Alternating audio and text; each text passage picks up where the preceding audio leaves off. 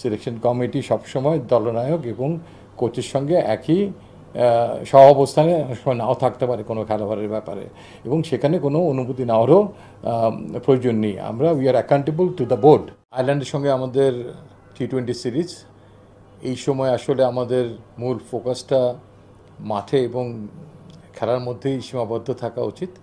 তারপরেও আমাদের দলনায়ক লিটন দাসের আজকে করা একটি প্রেস মিটের ফলশ্রুতিতেই দু একটি কথা না বললেই নয়, সেই জন্যই ছোট্ট করে আমি এটা একটু ব্যাখ্যা দেওয়ার চেষ্টা করব।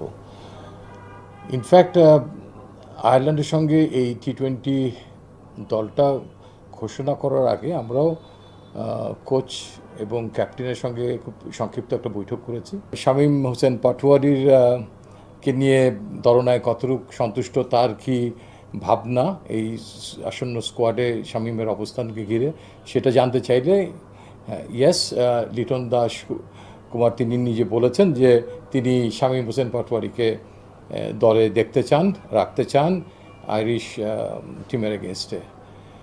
তো এক্ষেত্রে তার সুস্পষ্ট মতামত আমরা পেয়ে যাই, এবং তিনি এও জানান যে এই বিষয় নিয়ে তার হেড কোচের সঙ্গে তার আলাপ হয়েছে, এবং হেড কোচও চান যে সাম্প্রতিক যে সিরিজে ওয়েস্ট ইন্ডিজের সঙ্গে যে ব্যাটিং লাইন আপটা খেলেছে তাদের সবাইকে দলে দেখতে চান। আমি এবং হাসিবুল হোসেন শান্ত পরবর্তী পর্যায়ে আমাদের নিজেদের মধ্যে আলোচনা করে এই যে সিদ্ধান্ত নেই, সেই সিদ্ধান্তের আলোকে শামীম হোসেন পাটোয়ারি দলে সুযোগ পায় না, এবং আমরা দুটো ম্যাচকে লক্ষ্য করে আমরা দলটা দিই। যে আমাদের একটা ইচ্ছা ছিল যে এই দুটো ম্যাচে যদি আমরা আমাদের সিরিজ জয়টা সুনিশ্চিত হয়ে যায়, তাহলে আমাদের থার্ড ম্যাচে আমরা দলে কিছু পরিবর্তন, কিছু এক্সপেরিমেন্ট, এবং যারা বাদ পড়েছে তাদের সবাইকে আবার একটা দলে প্রথম একাদশের সুযোগ দিতে পারি। আমাদের নিয়ম মোতাবেক আমাদের দলটা ক্রিকেট অপারেশনসের মাধ্যমে বোর্ডের অনুমোদন নিয়েই ঘোষিত হয়। সিলেকশন